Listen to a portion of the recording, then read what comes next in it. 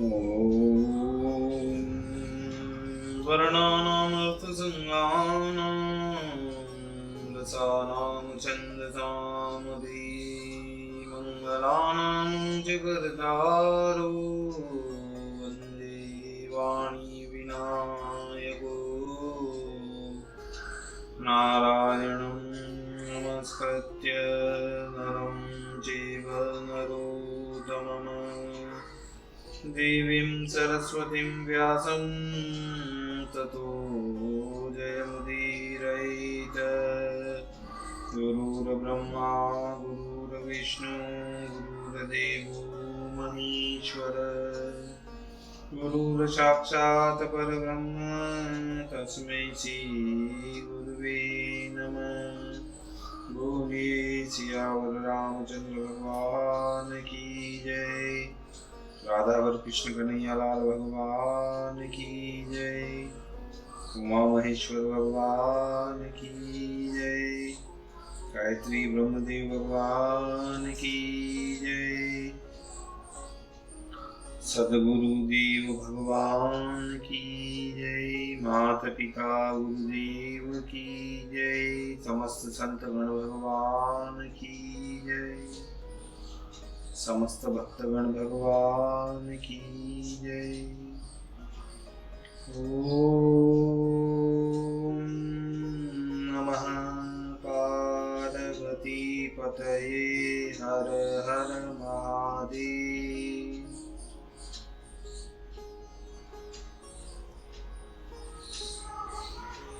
तो मित्रों, आओ आप सभी भागवत कथा के श्रेष्ठ श्रोतागणों,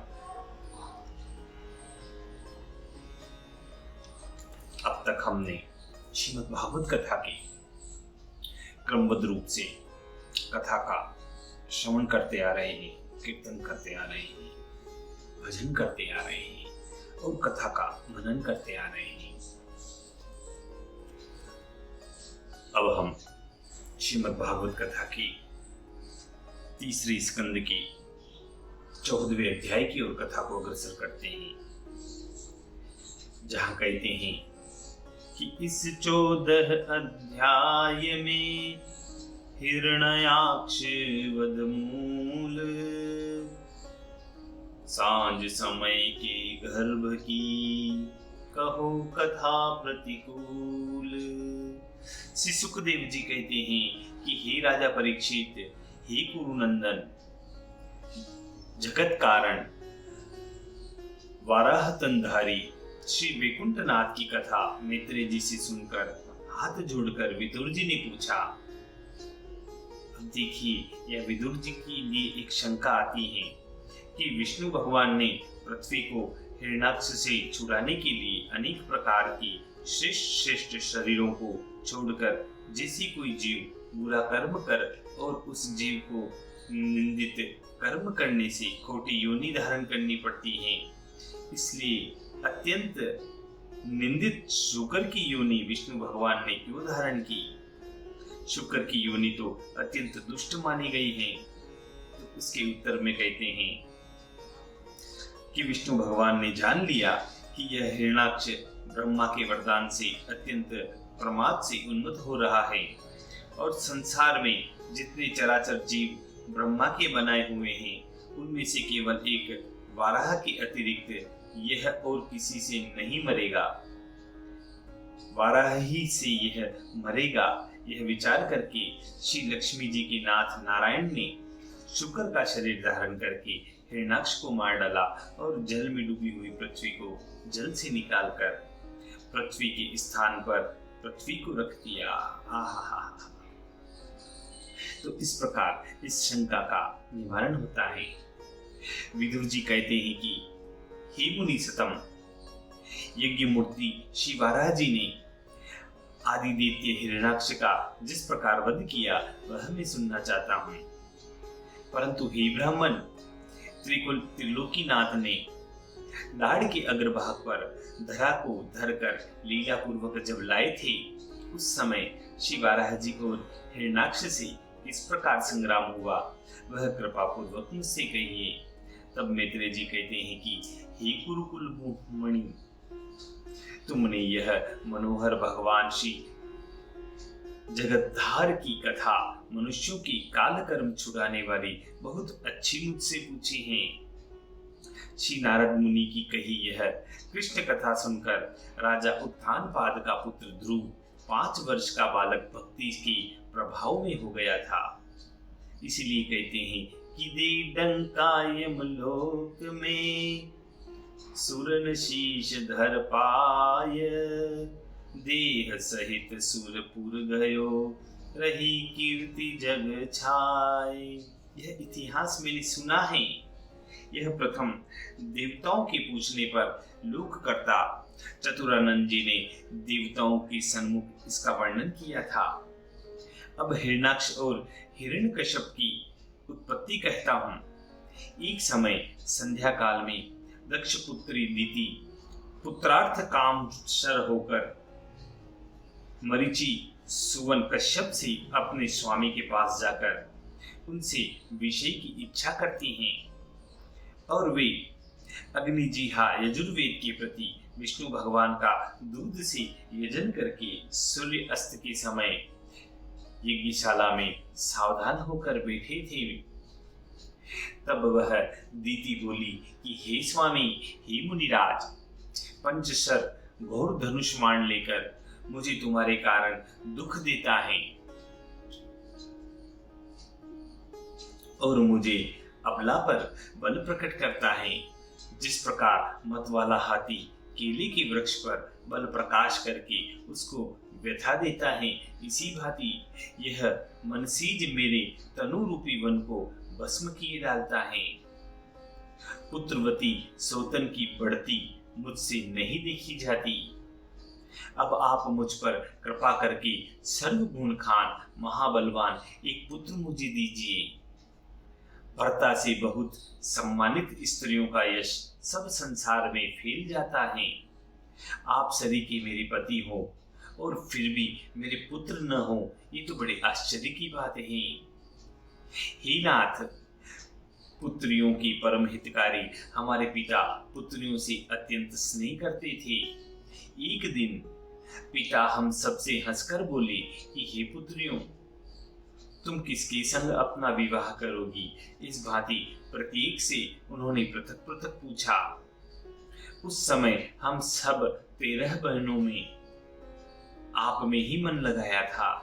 तब हम सब पुत्रियों को संतान होने का भाव जानकर हम 13 बहनों को हमारे पिताजी दक्ष जी ने आपको हमें ब्याह दिया और हम सब आपके शील स्वभाव के अनुसार चल रही हैं।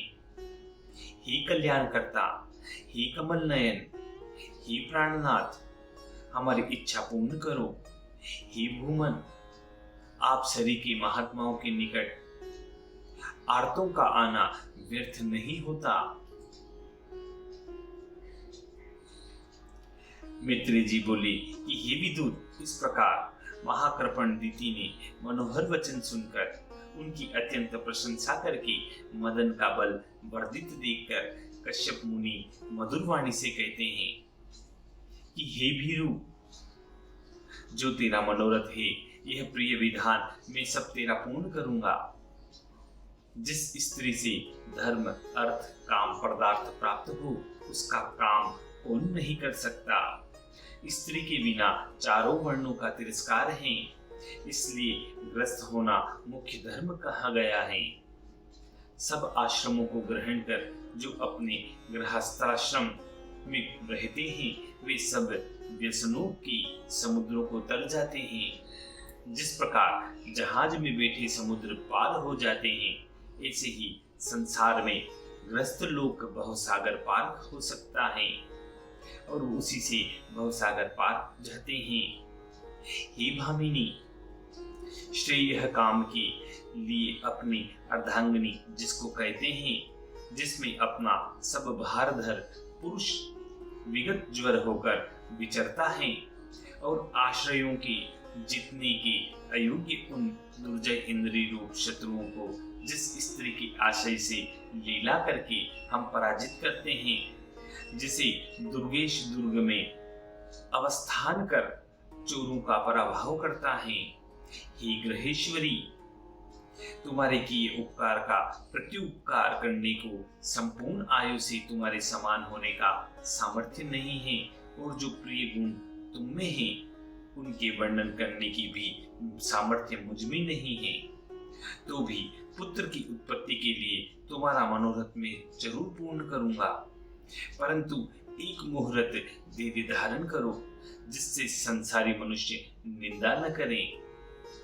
इस समय महाघोरतम है, वरन घोरों को जो भी घोरतम दिखाने वाले भूतनाथ के गण इस समय जहां तहां विचरते हैं। इसीलिए कहते हैं कि संध्या समय भयावनो घूमे भूत पिशाच, डाकिनी शाकिनी योगिनी जहां तहां रही नाच। हे शुभानने, इस सायकाल में भगवान भूतनाथ, भूत भवन, त्रिपुरारी, भूत पार्षदों के गण सहित श्री महादेव जी वृषारूढ़ होकर संसार में पर्यटन करते हैं।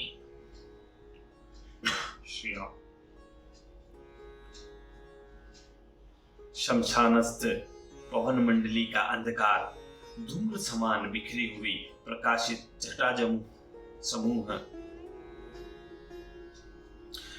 रजत समान शोभायमान तन पर चिता भस्म लगाए हुए, महाभयंकर काले नाग लिपटाए हुए, तुम्हारे देवर शिव शंकर, चंद्र, सूर्य, अग्नि इन तीनों नेत्रों से आठों प्रहर देखते रहते हैं। वे अवश्य हमारे तुम्हारे विहार को देखेंगे। और महादेव ऐसे बेलाग हैं कि संसार में न कोई उनका मित्र है न कोई शत्रु है। देखिए यहाँ पर जो शब्द आया है कि तुम्हारे देवर शिव शंकर चंद्र, तो वह इसलिए कहा गया है कि कश्यप मुनि ब्रह्मा जी की संतान है और रुद्र का प्रादुर्भाव ब्रह्मा जी से हुआ। इस कारण रुद्र जब हुए थे वह कश्यप जी से बाद में हुए थे। इसलिए कश्यप मुनि ने तुम्हारा देवर शिव शंकर चंद्र इस प्रकार कहकर संबोधित किया अपनी पत्नी रीति के सामने। तो इस शब्द का इस प्रकार समझना चाहिए। और आगे कहते हैं कि जिनके चरणों से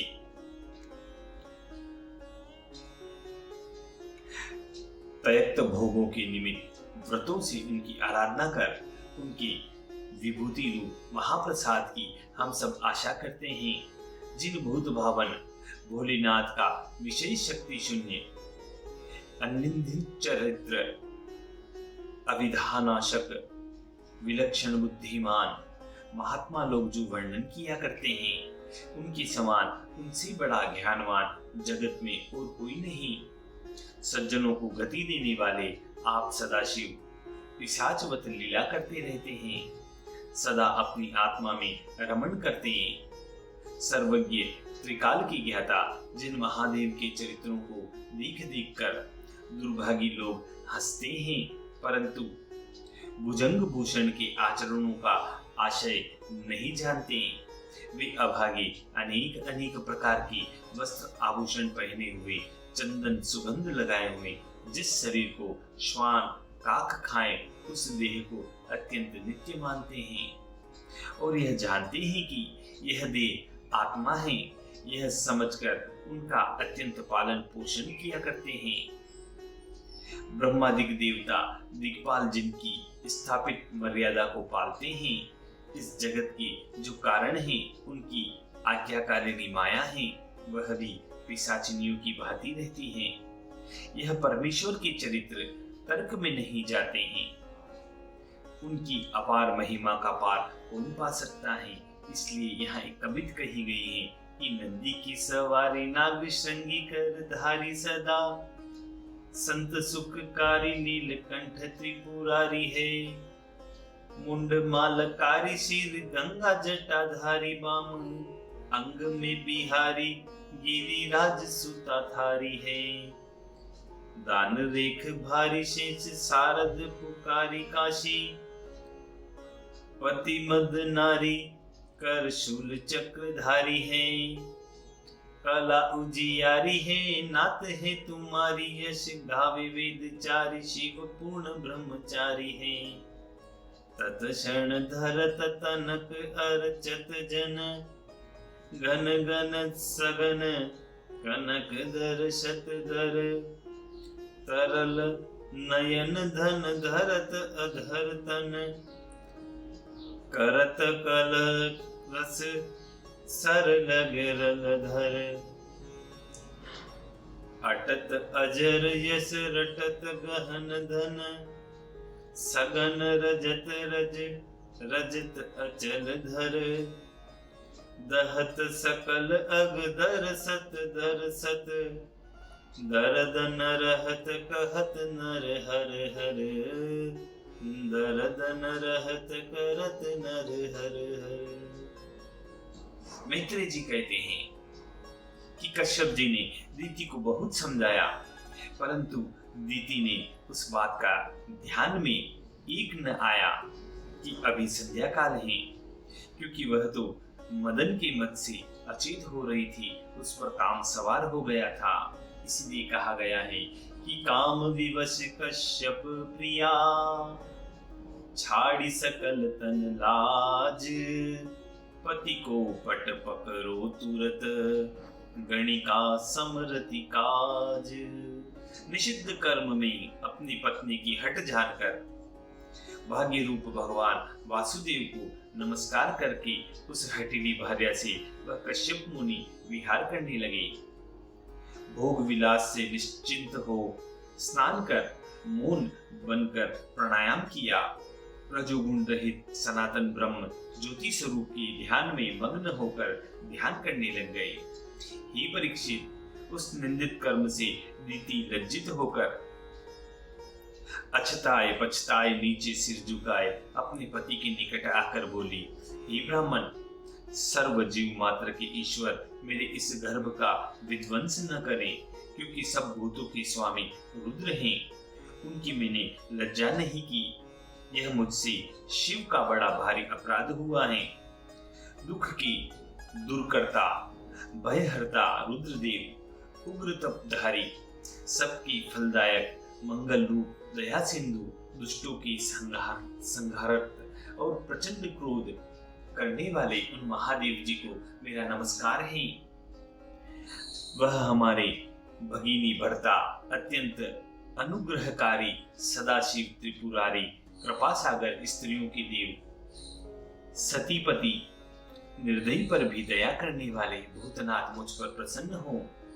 मैत्रेय जी कहते हैं कि अपनी संतान का शुभ आशीर्वाद दोनों लोगों की योग्य चाहने वाली शरीर जिसका थर थर कांप रहा है, उस अपनी प्यारी पत्नी से संध्या वंदन के नियम से निवृत्त होकर कश्यप मुनि कहते हैं कि हे प्रिया, तुम्हारे चित्त के अशुद्ध होने से, सायंकाल के दोष से, मेरी आज्ञा भंग करने से और देवताओं का अनादर करने से, हे चंडी, हे मंगल रूपिणी, महा अमंगल रूप अत्यंत अधम अति भयानक दो पुत्र तेरे होंगे। क्योंकि उस समय में तूने पुत्र की इच्छा की है, इसलिए तेरे पुत्र भी वैसे ही होंगे, जो लोकपाल सहित त्रिलोकी को तो जीतेंगे और संसार के प्राणियों को दुख देंगे, पराई स्त्रियों को पकड़ पकड़ कर ले जाएंगे। दिन निरपराधी जीवों को वह मारा करेंगे। जब संतों और महात्माओं को सताएंगे, तब महात्मा लोग कोप करेंगे। उस समय देवताओं की पुकार सुनकर आदि पुरुष अविनाशी सच्चिदानंद विश्वेश्वर भगवान त्रिलोक के पावन क्रोध कर वाराह अवतार धारण करके जैसे इंद्र ने पर्वतों को मारा था, इस प्रकार वह तेरे पुत्रों को मारेंगे। दीति यह बात अपने पति के मुख से सुनकर अत्यंत दुखी होकर बोलती हैं कि हे स्वामी, मेरा मनोरथ यह नहीं था कि मेरे पुत्र देवताओं को जीतकर सुरपुर का राज्य पाकर आनंद भोगे और देवता साधु संत वह ब्राह्मण आदि को वह सतावे। मेरा ऐसा मनोरथ नहीं था। इसी पापी संतान होने से तो मैं असंतान ही भली थी, परंतु एक बात को श्रवण कर मेरे मन में आनंद भी होता है कि मेरे पुत्र ऐसे बलवान होंगे कि जिनको चक्रायुधधारी उदार बाहु साक्षात अचिंत्य रूप भगवान वध करेंगे, उनको मारेंगे। इससे अधिक और मेरा क्या सौभाग्य होगा। परंतु मेरे दोनों पुत्रों को कोई क्रोधी ब्राह्मण न मारे, क्योंकि ब्राह्मणों के दंड से वह दग्ध हो जाएंगे। सब जीवों के भयदाता पर नरकवासी भी दया नहीं करते। वे जिस योनि में जाते हैं वहां निरादर ही पाते हैं। प्रिया के ऐसे असमंजस से युक्त वचन सुनकर कश्यप जी कहते हैं कि अपने किए हुए अपराध के शीघ्र विचारने से यह कर्म योग्य है, यह अयोग्य है।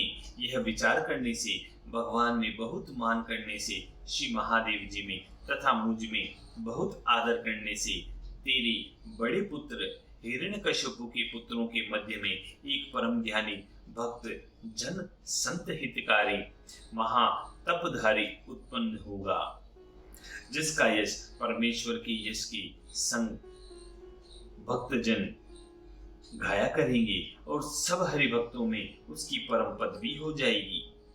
भागवत में महाप्रतापी शील सिंधु गुणग्राहक जगत उजागर, जिसका देवता दैत्य गुण गाया करेंगे और प्रहलाद उसका नाम होगा, जिसका शुद्ध यक्ष भगवत के समान पौराणिक वर्णन किया करेंगे।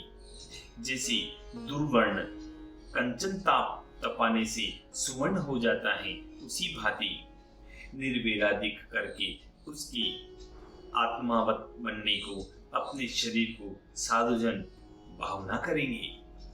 जिनकी कृपा से जिनका स्वरूप भूत यह विश्व प्रसन्न होता है, इसे सर्वांतयामी भगवान अनन्य दृष्टि से संतुष्ट हो जाएंगे और महाभागवत महात्मा पुरुष महाप्रभाव वाले महज्जनों में अत्यंत महान, अत्यंत अधिक भक्ति से अनुभव किए हुए अंतःकरण में श्री वैकुंठनाथ भगवान को प्रवेश कर इस शरीर को वह प्रहलाद त्याग करेंगे। सबसे विरक्त शीलधारी सकल गुण भूषण, पराई संपदा से आप प्रसन्न, पराये दुख से आप दुखी, संसार में जिसका कोई शत्रु न होगा, सबका दुख हरता इस प्रकार होगा जैसे कि तपन को सुधांशु दूर करता है। भीतर बाहर निर्मल कमल नयन अपने भक्तों की रक्षा से जो अवतार धारण करते हैं और कुंडलों से मुखती कमल नयन लक्ष्मी जी, जिनकी दिन रात निहार कर जिनके चरण कमल पर लौटती हैं, इसी परमात्मा का दर्शन तुम्हारा पोता करेगा। मैत्री जी बोलते हैं कि नीति का भागवत में होना और सुनकर, इस प्रकार सुनकर नीति प्रसन्न हुई और दोनों पुत्रों की मृत्यु विष्णु जी के हाथ से श्रवण करके मन को उसने अपने संतोष दिया। इस प्रकार कश्यप जी और नीति का मधुर संवाद हो रहा है और इस मधुर संवाद को मैत्री जी इन विदुर जी को सुना रहे हैं और इसी मधुर संवाद के साथ इतिशी भागवत कथायाम तृतीय स्कंदे चतुर्थ अध्याय पूर्ण है। श्री कृष्ण कन्हैया लाल भगवान।